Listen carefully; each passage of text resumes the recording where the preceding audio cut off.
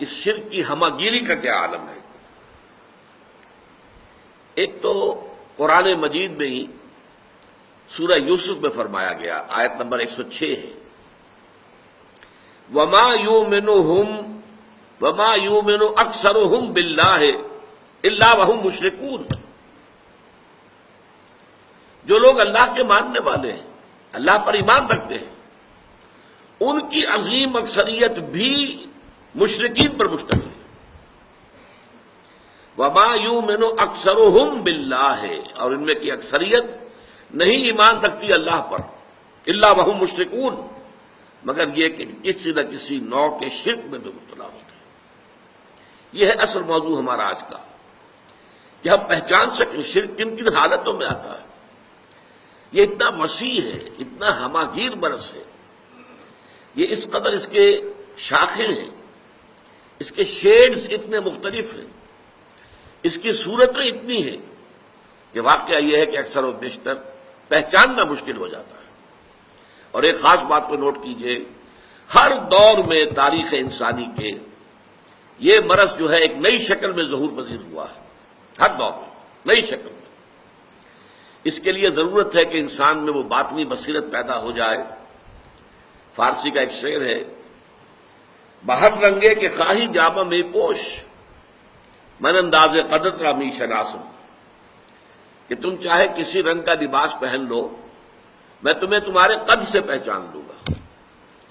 تو چاہے یہ شرک کیسا ہی بہروپ بدل کر آ جائے، کیسا ہی بھیس بدل لے، کیسی ہی صورت بدل لے، کیسی ہی شکل تبدیل کر لے، وہ بصیرت انسان میں ہونی چاہیے کہ پہچان لے کہ یہ شرک ہے۔ یہ جو میں تمہیدی باتیں عرض کر رہا ہوں، اس کی اصل حقیقت آپ پر منکشف ہوگی جب ساری اقسام شرک آپ کے سامنے آئے گی، جہاں شاید آپ کو گمان بھی نہ ہو کہ او یہ بھی شرک ہے، آپ کے خیال میں کبھی حاشیہ خیال میں بھی نہ آیا ہو کہ یہ بھی شرک ہے۔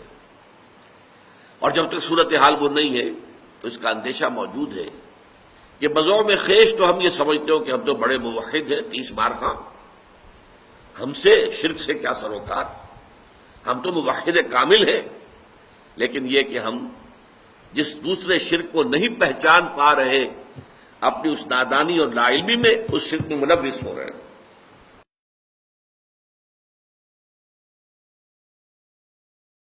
اس شرک کی ہمہ گیری کا کیا عالم ہے؟ ایک تو قرآن مجید میں ہی سورہ یوسف میں فرمایا گیا، آیت نمبر 106 ہے، وَمَا يُؤْمِنُ أَكْثَرُهُمْ بِاللَّهِ إِلَّا وَهُمْ مُشْرِكُونَ۔